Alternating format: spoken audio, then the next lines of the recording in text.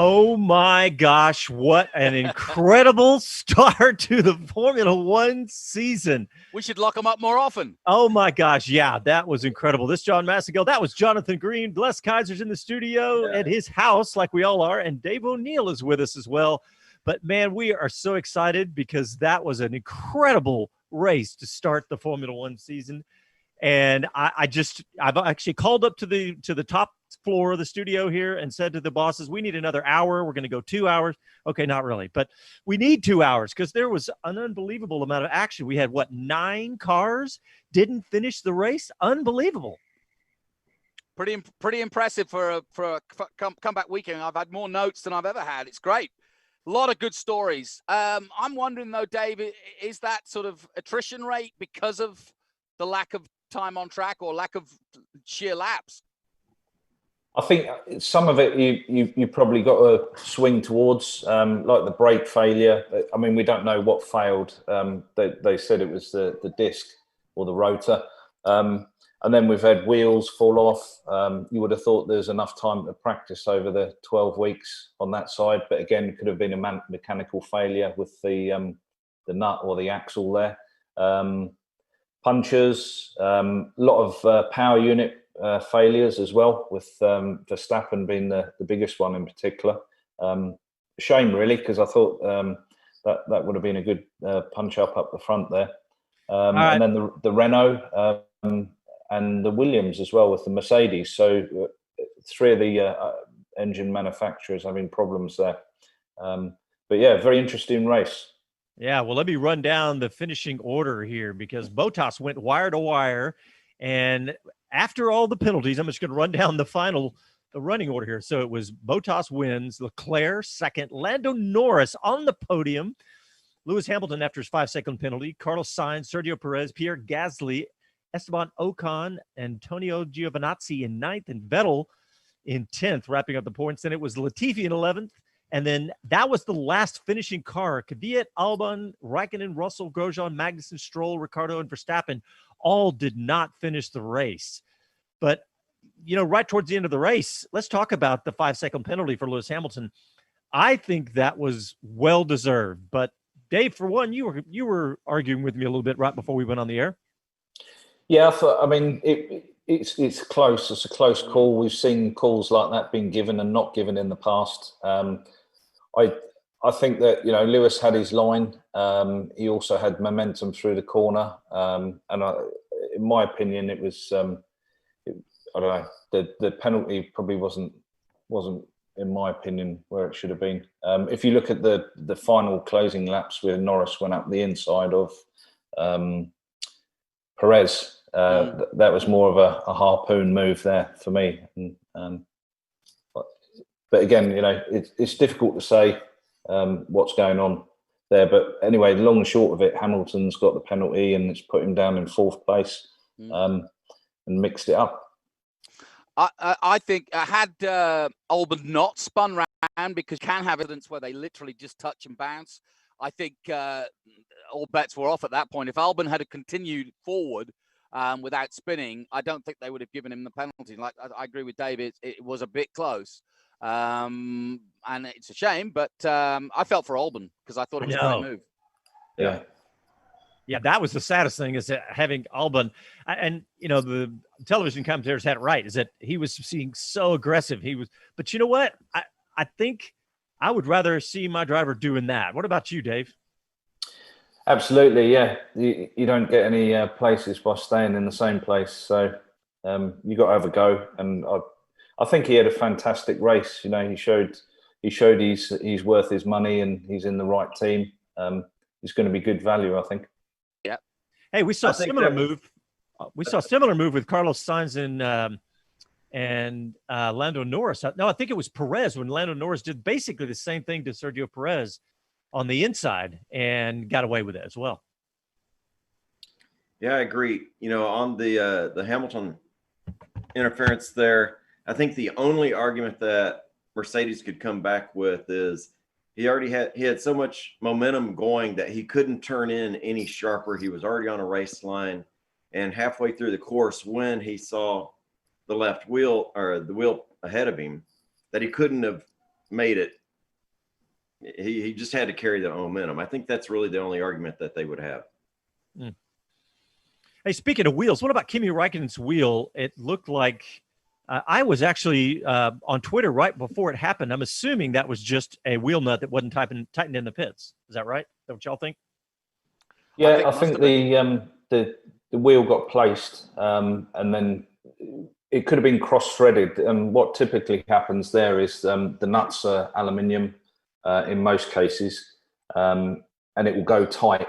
And then you've got 2 seconds to make it, or you've got half a second to make a decision. So wheel off, wheel on, nut on, and you can feel it. I've done it myself.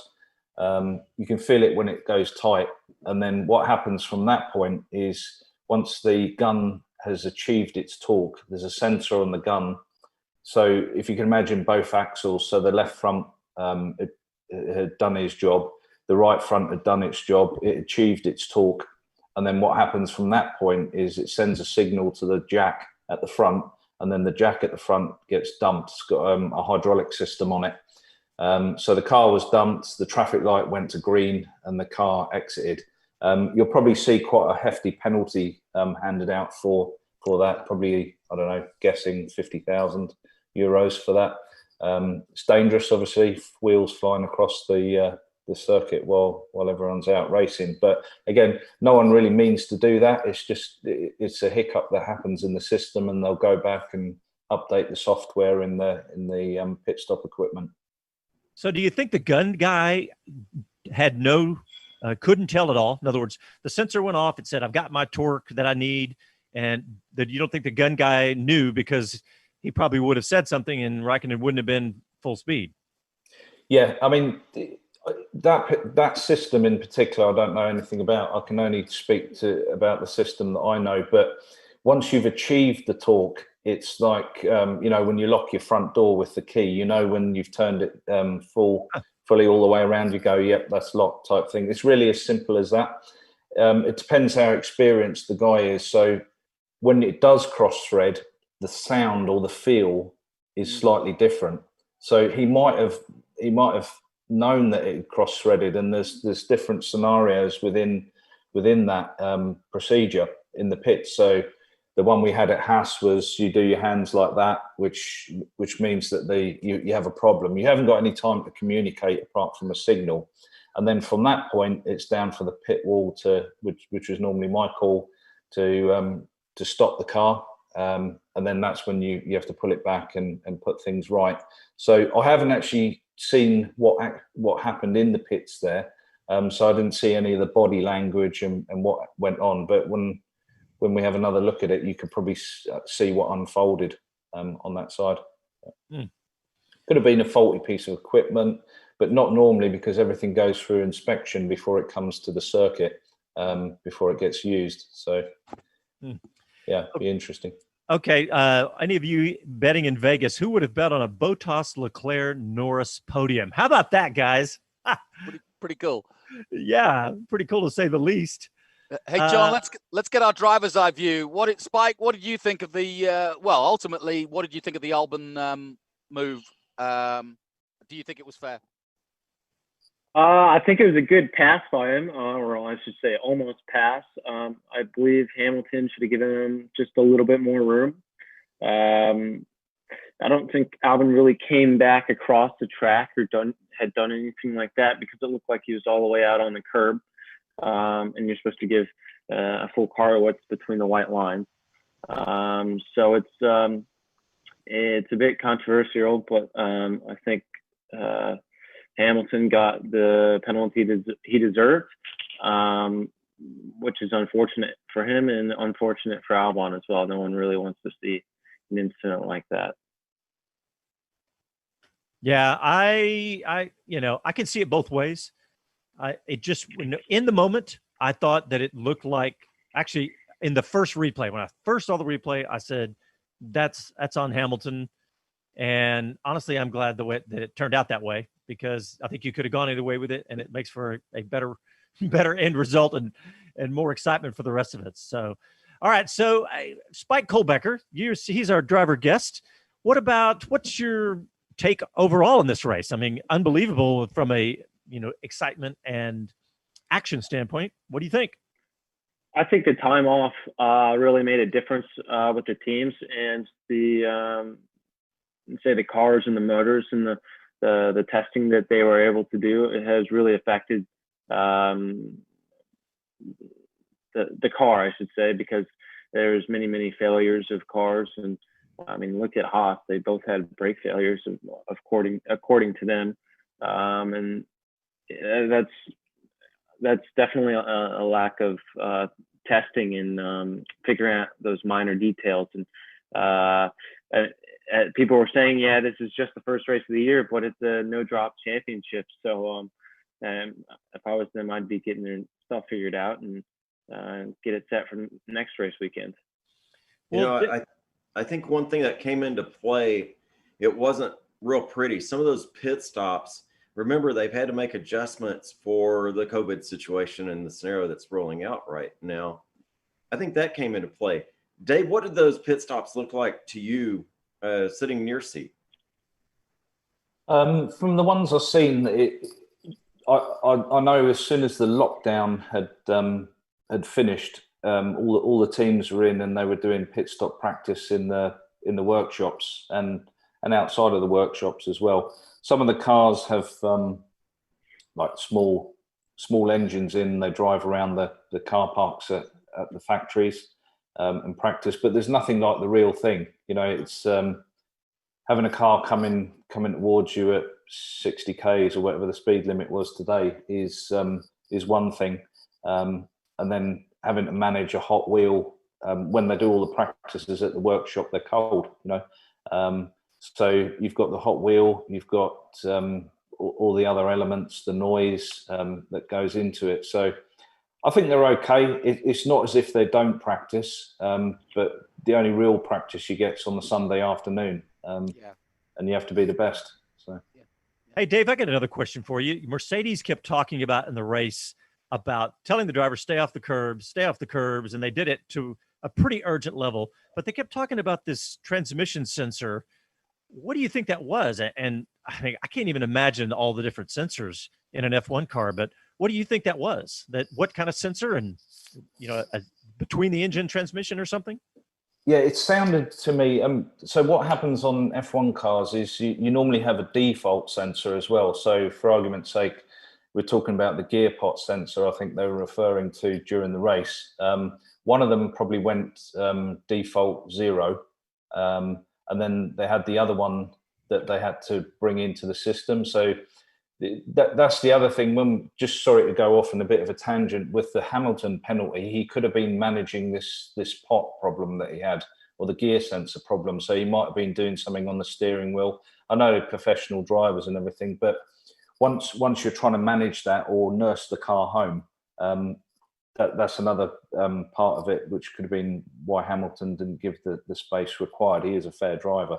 But yeah, going back to that sensor, they were both managing this gear pot sensor. And as we talked about at the beginning of the show, it's quite a tough circuit. So all the curbs you rattle over do tend to shake things around. And of course, the testing they've done is in Barcelona. It's a pretty smooth circuit. You don't really use a bunch of curb like you do in Austria. So they'll have to go back to the drawing board, see what, why the sensor got shaken around so much, whether it needs AV mounting, whether it's getting hot, it could be knocking on something. But it sounds, if it was one car, it'd be different, but both cars, it sounds like maybe a mounting issue or a thermal issue. So they had to manage that. You could see on the pit wall, they were pretty nervous about that, having a 1-2 go away from them. And when James Vowles had to get involved and tell them to stay off the curbs, putting 2 and 2 together, it sounded like it was some form of vibration issue that was knocking the pot out. So, and it's supposed that it could even be it's a whole new season, everything's new setup. It could be a sensor that's not placed properly or something. I mean, we've got all this shaking around, so it might not have even been an issue. But I'd have done the same thing if I'm Mercedes. You've got a big lead, don't risk it. So, hey, we got to take a break, but let me give out the phone number. Grab your pen and write it down, because I want everybody to call in and tell us what they thought at the beginning of the season. It's 512-643-5483, 512-643-LIVE. But let's go ahead and take a break. And when we come back, we'll continue our discussion of the amazing start to the Formula One season.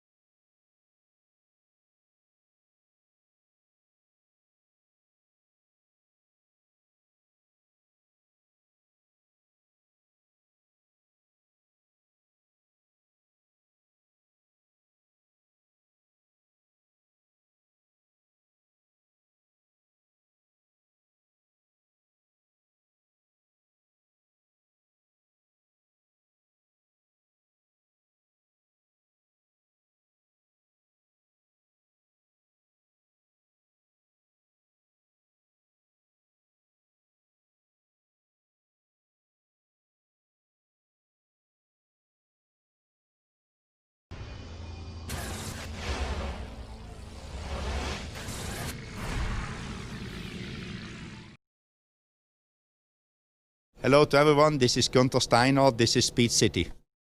You're listening to Speed City F1 on Sirius XM. I'm sure the Netflix boys have a microphone on Mr. Steiner after today's race. Hey, Yeah. Dave O'Neill, I want to get your opinion on that, but we got a caller on the line. Let's take that. We have Mike from South Carolina. Hey, Mike, how's it going? Oh, I'm just having a great day listening to Formula One. All There you right, go. it's back, baby. It's back. So what'd you think? Yes, well, let me say this first. I tried to watch the virtual. After about 3 laps, I couldn't do it. Didn't watch anything. I'd watch reruns of old races. But I say I really enjoyed it. I'm always pulling for an underdog, anyone that's not out there just doing it every time. So Bottas is a favorite if he's able. I like to see that. I always love watching Kimi. And Yeah. using my XM radio, and I travel for a living. I drive one of those large trucks with a bunch of vehicles on it out of Bowling Green, Kentucky, hauling the Corvette all over America. Oh, Yay! very nice. So last night was really entertaining. Oh my gosh, yes, they won. The C8 Corvette won. I couldn't believe it, Yeah. man. I saw that one. Yeah, it was late o'clock, wasn't it? Yeah, the first effort and their 100th Corvette win. It Yeah. was really, really good. Oh, that's great. Well, I've had a couple of those vehicles that you've been driving around, so that's awesome, man. That's very cool. I wish I could have one, but I do get to put them on and take them off. Well, Mike, that's great. So- who's your race favorite in today- Formula One? Yeah. Favorite, still active, would have to be Kimi. You know, I know what I'm doing. I know what I'm doing. Yeah. And I know that is not Kimi. right. I loved it when he, race or two later, he hits the side road, goes down there, turns around, comes back, and I was just thinking, yes, tell him, you know what you're doing. Yeah. Yeah. I got this. Yes. Well, Mike, you were about to but say the race today- today. Yeah. The race today, I thoroughly enjoyed. Again, I had to leave the house on my way back from this COVID thing. We started shipping 2 weeks ago, but I'm on my way back to Kentucky from Carolina, and was able to see like the first 6 laps at the house, and then I tuned in the XM, and the race. The part that really thrilled me, that I thought was really going to be, ironically, if that's a correct word, or funny, is that after a 5-second penalty, Hamilton's still going to be on the podium. Yeah. I thought that was pretty good. And then it turns as it did. And on the penalty, I will say, and you guys brought this up, had they been able to continue as they were, as a racing incident. But when that guy got knocked out and then was already taking third, going for second, I think he had a chance to fight for the win. Yep. Yeah. No. Yep. Fair enough. Yeah, fair enough. So that was, when he was taken out that way, then the penalty needed to be imposed. That's me on it. So where are you guys based out of? We're based out of Austin, Texas, right down the road a piece from Circuit of the Americas. Austin? That's why Yes, the sir. Stevie Ray is in your break time. Yeah, you know it. I was down there. I stood by and got the statue and me in the picture, and then 2 or 3 winter or some years later, we found out exactly why he said the sky is crying, because the statue was in water. Right. Yeah, that was pretty crazy. Hey, I Mike, gotta well, put thanks that a lot, buddy. I did get my only F1 race was in Austin at Circuit of Americas, and on my bucket list is I want to see South by Southwest someday. Oh, there you down. go. Yeah, well, maybe after COVID. Mike, thanks a lot, buddy. Hey, Appreciate you calling in. What's left besides motorsports? Rock and roll and barbecue. There you go. That'll You work. guys have a great one. All right, thanks, Thanks, Mike. Mike. I'll say. Oh, that's great. John, I'm surprised you didn't ask him to make a little diversion to Austin stop. with his current load. I know, man. The C8 is definitely on my list, guys, for sure. Hey, I want to ask Dave O'Neill about. We just had somebody text at us and say, "How many years are we going to have brake issues with Haas?" I mean, Oh, I know. yeah. What do you think about that, Dave? Yeah, I mean, it's one of the things when you're sitting back, as I'm finding now. I've been racing since I was 15, and when you look and analyse things after the race, until you've actually seen everything that is gone on behind the scenes. Typically in Formula One, you never have the same problem again. You just can't. So there's things underlying there. It could be the vibration from going over the curbs. One, Grosjean spun a couple of times. I think he also went through the gravel. So you've got carbon brakes on there. If you get stones down the inlet duct in the brake cooling, you could have a stone go into the inside of the cooling vents, and that could make the disc explode. And then Magnussen's one, it just purely looked from the outside. He was hard on the brakes going into turn 1, and the disc exploded. I don't know what happened before that. I don't know if he went off or picked up any debris. Probably not really coincidental that both of them had it, but it'd be interesting to see why the rotor or the pad or the disc bell. It could have been the disc bell, which is a titanium or an aluminium piece or aluminum piece that bolts the disc together. That could have failed. You could have had one of the bolts break. It might not have been the disc. So until we've seen the end of it or the report at the end of it, it's difficult to say what actually went wrong. But my guess would be some form of debris went down the brake ducts on the Grosjean one, and the Magnussen one I would have thought is a different kettle of fish. Yeah. All right. Well, it's good to have your insight. Hey, we got a couple of callers on the line. Let's go to George from Virginia. Hey, George, what'd you think of the race? I thought it was fantastic, gentlemen. At first, I hope after all this, you and your families are safe and doing well.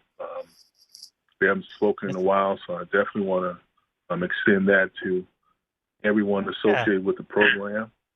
Thanks, George. As crazy as it sounds, it was a fascinating race to watch. it was obvious that the cars weren't at their peak. I don't know,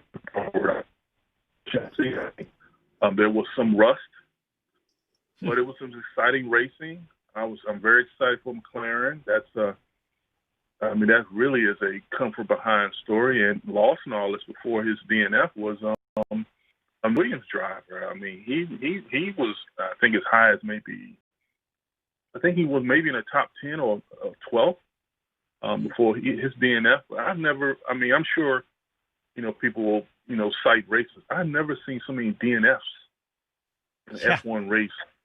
I mean, mechanical in like forever. And I've been watching it off and on since like 78. But wow, that's all I can say is I can't wait till next week. George, you've been on the show before, haven't you? Oh yeah. Yes, sir. They try to get me to Austin, but events just keep coming in the way. Yeah, I know. I'm worried about how many races we're going to get in. What's your guesstimate? Well, if they stay in Europe, I don't think it's going to be a problem. But look, I don't even see any of the professional leagues in America finishing their season. I know, yeah. So I mean, if college football and all that cancels, I don't think it's going to be an F1 race in the U.S.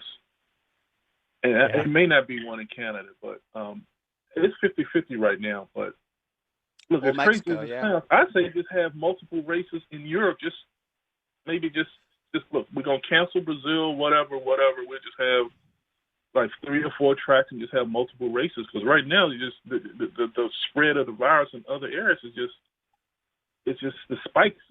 It's not justifying having the races. But that's just me. Mm-hmm. What do I know? George, I remember you calling. I hope your family's doing well now. I wanted to ask you, because we've talked about the pros and cons of this reverse grid topic. I know you talk math a lot. What do you think about the reverse grid idea? It's crazy. I don't have an opinion on it.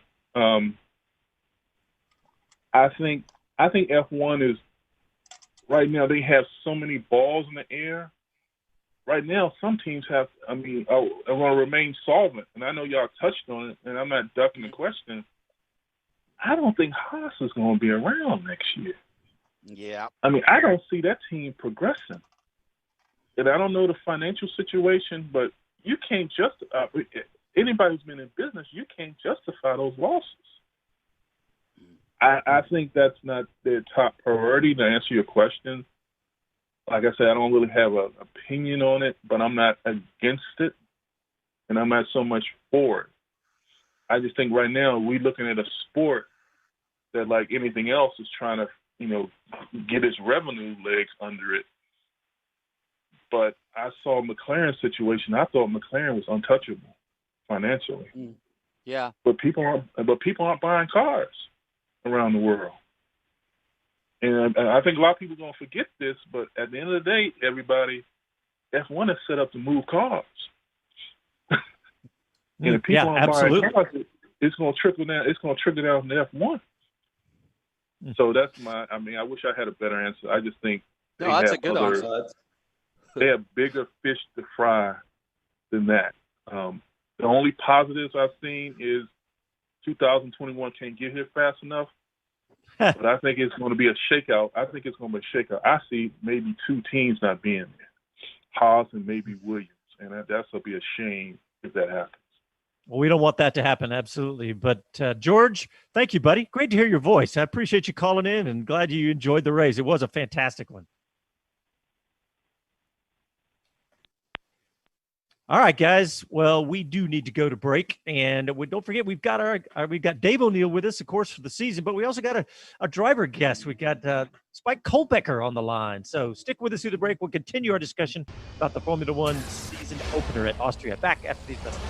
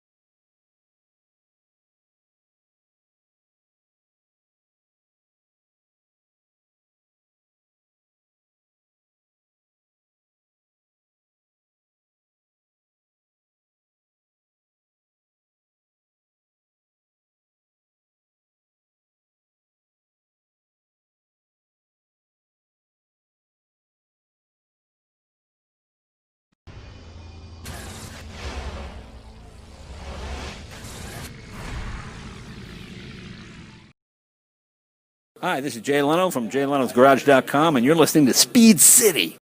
You're listening to Speed City F1 on Sirius XM. All right, welcome back to the show. We're going to dig into a little bit more to that Haas F1 staying or not staying in the sport with Dave O'Neill, but we got a couple of callers. And Andy P., hold on a minute, buddy, because we got Rick from Rhode Island. Rick, welcome to the show. How are you? Hey, it's great to be here. Hey, Dave, how are you? Very good, Rick. Very good. Dave and I go back a ways. We took the Ferrari 310B over to Goodwood, and David and I got the team together and took the car over there in about 6 months, wasn't it, Dave? Which was a miracle. Yeah. That's a bucket list item and destination. Yeah. That's nice. It was something else. But I mean, what a race today. I mean, I was watching this thing and I was like, you know, here we go again. It's Mercedes is gonna win everything, and then the whole race started falling apart. And you know, my question is to all of you, and I think it's an ongoing question that's been, you know, throughout the history of F1. But now more that technology is really playing such a huge role in Formula One racing is how much do you put on the actual driver himself, you know, to win races and get podiums?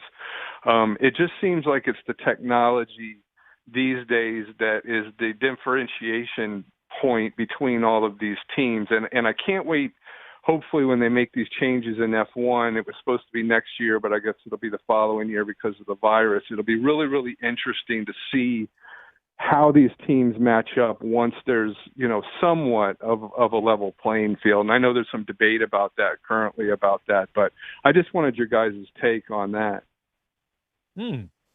Go, Jonathan.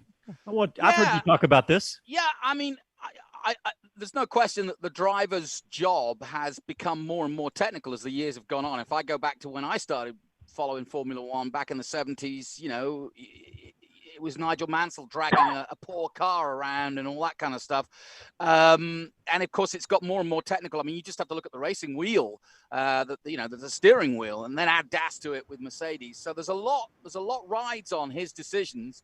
But also, as you notice in that race, there's a lot of things that are totally out of their hands. And you know, I don't like it when I hear engineers saying, you know, we're dumbing it down, or we're going to, like when we heard Hamilton saying, I want to go quicker. And it's like, well, we're going to turn you both down.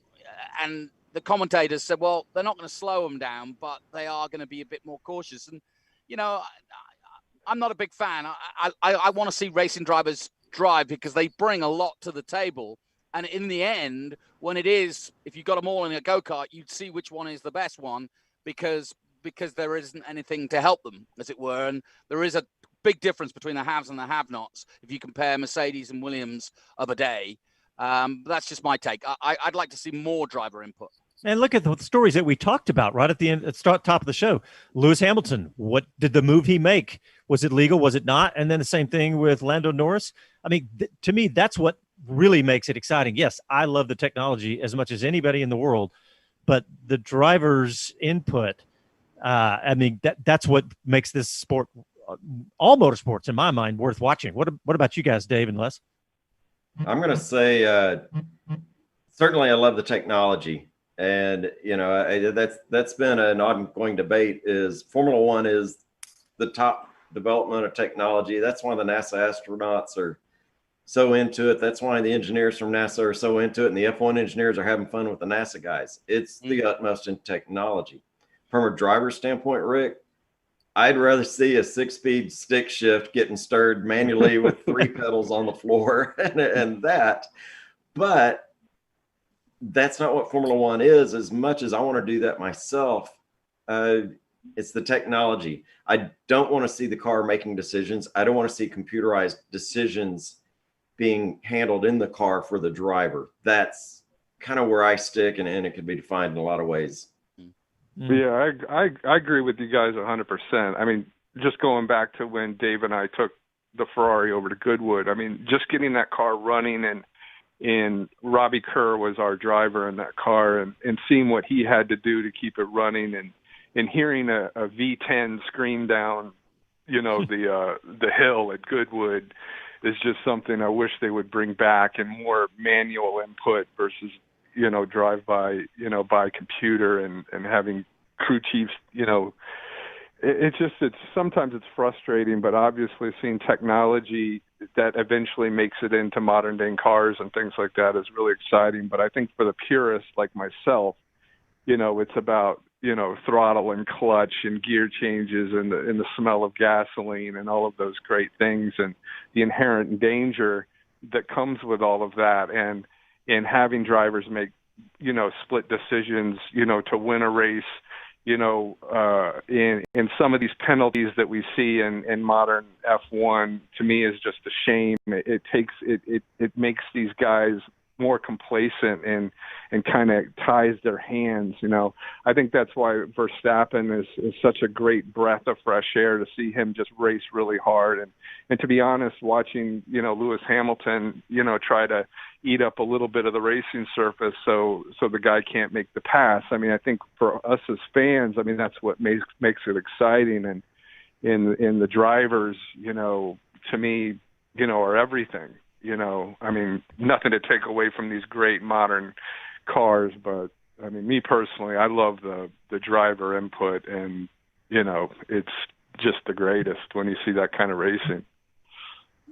This is also a discussion that goes straight to road cars too, because my son and I were talking about cars fast, but you know what? All cars are fast. Fast has become ubiquitous. Tesla is the fastest car, quickest car on the planet, but Formula One. What if we start moving backwards a little bit? Jonathan, you've talked about it, how we, horse racing is an example, but in a decade or so, it's like all the technology is going to be so high. Maybe we start moving back to 3 pedals and stick shifts like you like, Les, and maybe, I don't, and how many people, if you ask polled Formula One, they'd want to go back to V10s or multiple cylinders or whatever. I just think this could be a direction that could happen, and with the change in the automobile industry. Yeah, I mean, as you know, I do Trans Am, and we call it pure racing because it is just that. It's pure muscle cars, no added input. And people like Rafa Matos, who've been at the high end of IndyCar racing, love it. Connor Daly said, "Oh, I want to go at that," because it is just that. It's you and your butt against and a lot of engine. And it sounds good. It feels good. It creates good racing. And I don't know. It's very different to single seaters. But Formula One is very different than any other form of motorsport. And as Les alluded to, it's NASA-like in its approach to technology. Yeah. Hey, Rick, who's your guy in Formula One right now? Well, I'm friends with Zach Brown, so I try to root for Zach. It was great to see them get a podium today. I mean, I just texted him a few minutes ago, and he couldn't be more excited. But in my heart, I've always been a Ferrari guy, so I always root for Ferrari. But having friends in the sport, I try to root for the people that I know, and I wish them well. But I bleed Ferrari red, and I always have. So. That'll always be my team. All right, Rick, I'm sitting in my garage. I don't have anything cool like a Ferrari. What's in your garage? Well, I just traded in my Maserati during the coronavirus, so I'm waiting for this to all be over so I can get something fun. But right now in my driveway is a Data Asai road bike, which I'm getting ready to go out and do 25 miles on. So, and Dave's a big cyclist too, so we share that in common. All right. Well, hey, Rick, thanks a lot for calling. We appreciate it. I'm glad you. Yeah, thanks, man. Get to say hi to Dave. Thanks, guys. I appreciate it. I'll talk to you later, Dave. Cheers, Rick. Take care. Cheers, buddy. Hey, we got another caller on the line. We missed asking Spike the key question. We always ask. I know. We did. Spike. We know. We've got time. We got time. But hold on. But let's get another caller. We got Andy P holding on the call. We don't want to. Who's jumping up and down in orange? I know. Andy P. Welcome back to the show. I called earlier, but I had to catch my breath after that one. How about? I think I literally did wake up my neighbors doing my Gasly impression from Brazil last year. Oh, there you go. That's great. How about your boy Lando Norris? Unbelievable, right? Tremendous. That last lap, and he'd never shown that before, you know. And Jonathan, we've talked about it. You identified this kid from the Toyota Racing Series, however many years ago it was, and this kid's got the goods. And the car is coming together. It's going to be really, really exciting for the next couple of years. I am beyond thrilled. Like I said, I had to catch my breath. Andy, I've got another one from the Toyota series. His name is Spike Kulbecker. I'm not going to forget that name, that's for sure. Good. See, told you. I told you, Spike. Yeah, it's a good catchy name, and that helps me with marketing a lot. I'll bet. So, Andy, can they sustain it? That's the question. Is this McLaren now stepping forward? They've got 150 million behind them. They borrowed. They're trying to right the ship. Is this back to where we expect McLaren to be, and can they maintain it? I mean, I certainly would like to think so. I mean, they're going to have a Mercedes power unit coming in next year. They've got the permission to marry that power unit into the chassis the way that they want. The boardroom issues seem to have been kind of resolved finally, so that hopefully the next step is going to be, I think for them, they need to get some major sponsorship backing. If they can do that, they can actually start to pay down some of the debt that they've taken on and move themselves forward. So yeah, I mean, I'm hoping that this is the start of really good times for a team that's been through a lot in the last 10 years to come back to the front. I agree, Andy. I am a big fan of the Haas F1 team because they're an American team, but McLaren, with such the name, and right now with Lando Norris, I'm unabashedly a big fan of his too. I'm really excited to see them doing well, and and look, it's just good for the sport too. A big name like McLaren, and with all the history, it's fantastic for the sport. Yeah, if we could get a big 4 or even big 5, I mean, I'm actually very encouraged to see what Racing Point's been doing. You know, you're going to have more races like this where you don't know what's necessarily going to happen. Just somebody's got to catch the Mercedes in front, you know, on pure pace. But, you know, this is why you run races. You don't run it in a laboratory. Yeah. Hey, what about the move that Lando made? I guess it was Perez right there at the end. What did you think about that, Andy? He was extremely lucky not to get damaged, because I saw Perez turn in on him, and they cued to the camera right as the collision happened. And my first thought was, oh no, you know, let's not have a tire fail or a suspension fail. So once he kind of got through that and you could see that the car was okay, I was like, okay. It was a big lunge, though. Yeah, he did come from a far way back. So, I mean, but it was a move that if he doesn't do that, he nowhere near gets the time gap down in order to finish on the podium. So, but I think he'd established enough of a position to lay claim to the inside corner, and Perez had the whole outside of the rest of that corner if he wanted to steer clear. So it was close, tight racing, but, you know, in my opinion, a clean move by Lando. All right. Hey, Andy, we got to go to break, buddy. Thank you so much for tuning in and calling in, and congratulations on your team doing so well. Thanks, guys. Enjoy the rest of your Sunday. All right, thanks. All right, guys, let's go to break, and when we come back, we'll continue our discussion, and we'll continue that, and also get some more input from Dave O'Neill on the Haas F1 team. Listen to Speed City live from Austin, Texas. Back after a break.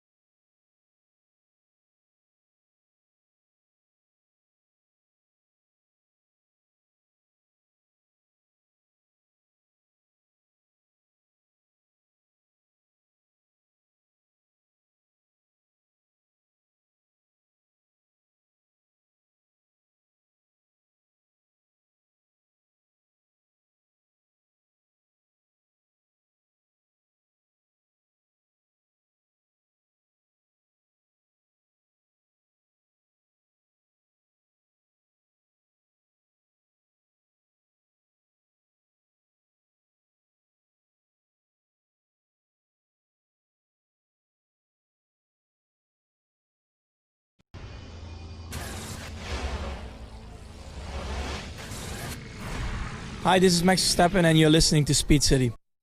You're listening to Speed City F1 on Sirius XM.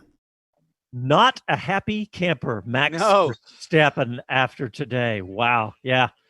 I would not want to be in the back of that trailer when he was coming back there ripping his helmet off. Hey, I know we said we're going to go to Dave O'Neill to talk about Haas F1, but before we do, we have another caller. I've got to get callers on because what a fantastic race today. We got Sean. Sean, welcome to Speed City. Hey, thanks, guys. Listener out here in San Diego. Oh, cool. Wanted to call in and say that you touched on the subject of how the technology was maybe taken away from the drivers. And this was something I did a college presentation on, back in the 90s. And it was how traction control, ABS, and active suspension had become so prominent that it was taking away from what the drivers were doing. And I don't think we've gotten there yet, but I think it definitely can happen. And I think the results from all that technology, all of a sudden, when you took it away, we lost a couple drivers. And, either they lost their lives or destroyed their careers because the cars were driving for them in a sense. And when they took that away, they couldn't handle the speed. And, we lost some good drivers because of it. Hadn't thought about that angle of it, but I mean, obviously the sport is incredibly safe. The cars are safe. When I say that now, I think of Alonso's crash 2 years ago. I mean, watching that, you feel like the car was just the only thing that saved him. There was nothing he could do. But that's a good point. And I think that we have to put safety first, but we got to have good racing. I think we got to be good driving, and it's got to be where the driver still is the difference, is the X factor. But hey, love the show, guys. Been seen the race in Austin a couple times. I went to the Buxton Bash back in 2017. That was just a phenomenal time. So just love the opportunity to get to go to that. But you guys are doing a great job. All right. Well, thanks a lot. We appreciate you calling, Sean. All right. Thank you. Thanks, Sean. All right. Well, a couple of callers back, we had somebody talking about that they didn't think that, I think it was George saying that that Haas F1 would stay in. Dave, wasn't that long ago you were there. What do you think about that question? I think we know the people that are struggling because it's out in the media straight away. So there's no hiding place. You've got Williams and McLaren. But from my side of it, with my experience with Haas, there was no debt ran up when I was there, and everything that was bought when we started the team was paid for. There wasn't any credit lines, etc. No one will give us credit to set up a Formula One team. You just don't do that. In my opinion, Gene will carry on doing it as long as he wants to do it. And now with the budget caps coming in, I think that's going to be an interesting dimension to Formula One. And how more secure we can make the teams. We don't want any teams to fall out. They're good names. They're good brand names. They build up the junior drivers to be able to put into the top three teams. They're a good revenue stream, and we need 10, 11 teams on the grid. So it's run properly there. Gunter does a fantastic job. And in my opinion, as long as Gene's selling machines and he's happy, he'll carry on going racing in Formula One. It's more of an addiction as well, I would say, to keep that going. I can't see any reason to stop. We don't hear about their money troubles because they haven't got any. So it's down to Gene, long and short of it, I would have thought. Yeah. Dave, let me ask you a question then. You were involved in Marussia, and Caterham's gone by the wayside, Virgin, and so on. Back in the days, Bernie never, would never look at it as his problem. Whereas I feel that Liberty might step up in some way to help bail out a team like Williams for that reason alone. Do you agree with that, or am I being too sort of philanthropic? Yeah, And again, it's all case by case basis. So my take on the Williams side is it was this fantastic team. Back in the 80s, 90s, when Sir Frank was running it, and still kind of does a little bit now. But if you have to be brutally honest, they missed the curve in 2010 when the new way of operating should have come in, like the way Haas do it, which is to buy as much as you can off the shelf. They were up to 500, 600, 700 people, and they didn't downsize. As we all know, it's easier to spend more, and then to spend less is harder. So I think Williams made a mistake there, similar with McLaren. They need to reduce the headcount. The biggest expense in any Formula One team is the headcount. That's definitely the side that they need to reduce. When it comes to handouts, I don't think we get anything for free. I think if there was getting the money earlier that they were due, I would have thought Liberty Media would do that. The other thing Bernie kind of used to do was lend you enough money so he owned you, if you know what I mean. I don't think Liberty play that game. And of course, they don't want a name like Williams out of it, one of the most successful Grand Prix teams in the living history. I certainly wouldn't want them out, but they need to change their business model, and they probably are. It's just not common knowledge. I got an idea. Why don't we let's call up Gunther and say we're going to get Tesla to sponsor a young Spike Kolbecker. Yeah. And get an American in an American team with an American sponsor, and get Elon Musk to write that check. How's that sound, Spike? That would be actually really amazing, and I would be pretty happy just to meet. Is it Elon or Elon? Elon, yep. Yeah. Elon. Okay, yeah. I've seen some of his cars, and I'm quite impressed with his Tesla Roadster that hasn't been released yet. But the rocket powered one. Hey, yeah, Spike, I got a quick. Spike, what do you get involved with in data now? Because you've gone up the ranks from Formula 4 to now, to Formula 4. How hard is it working with an engineer now? Not for the first time, but getting to trust that as you go up. It's really, really important to trust your engineer. I trust my engineer, my mechanic, and my team owner a lot. And this past weekend we had at Mid-Ohio is very, very important for me to trust them, because we're intermediate between rain and dry. And we were on the radio talking and having very important conversations, because we were saying wets or dries. And other than that, the data with Tim Neff, my engineer, he's a very good guy, and he runs the show with all the adjustments, and he does all the hard work, as I like to say. And but I really like working with him, and the data is a very key, important part in any types of racing. Hey, Dave, you were about to say something. We cut you off. I know. I was going to say what we were talking about earlier about F1 and how many systems you've got in place and how many systems they cancelled out. And the Formula One's all about innovation, and I think that's what we have to keep reminding ourselves is it's the pinnacle of motorsport. And you can have the systems on, but the bit that makes the car go the quickest is the downforce, and how much downforce you can put on the car. The two variables on the car, which will never change, are the tyres and the driver. So that's why the innovation's there, and that's why the design process is there, is to design things that make it. To Spike's point, is to make the data readable. So a driver's input, did he have understeer? Did he not? He might have done, but was there a gust of wind? Okay, well, maybe there's a gust of wind through one of the quick corners at the Lesmo in Italy. So those are the things you have.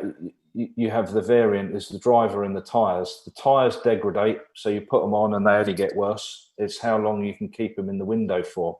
And that's the brilliant thing about F1 is it's so quickly, it develops so quickly. there's not one car that will be on the grid next weekend for the Austrian Grand Prix that will have everything the same on it as it did this weekend. Fact, even the smaller teams like My Russia, every Grand Prix, we sometimes had 20 different things on the car, from downforce to software upgrades to a flick up on the driver's helmet. It could be anything. So that's what makes it really interesting for me. That's the bit I kind of miss, is the innovation and the technology that's there. And I personally don't think it should change. And that's why we're here today, because we love it. Yeah, I think you're right. I went down a different path earlier, but I think that's the reason that we all get involved in it. So I can't argue with that. Well, guys, we are out of time, but we're going to do this all again next Sunday morning in back in Austria again for the Steinmark GP. They're calling it the Steinmark instead of the Austria 2. No, the Styrian. Oh, yeah, Styrier Mark. That's right. That's right. The name of the region of the mountains. That's right. That's right. Yeah. All right. Well, thanks, everybody, for tuning in. Thanks to Spike Kohlbecker for coming on, buddy. Good luck with your season and your career. And thanks for all the callers that called in. And we will talk to you next week. Ciao, y'all. Happy trails. Happy days.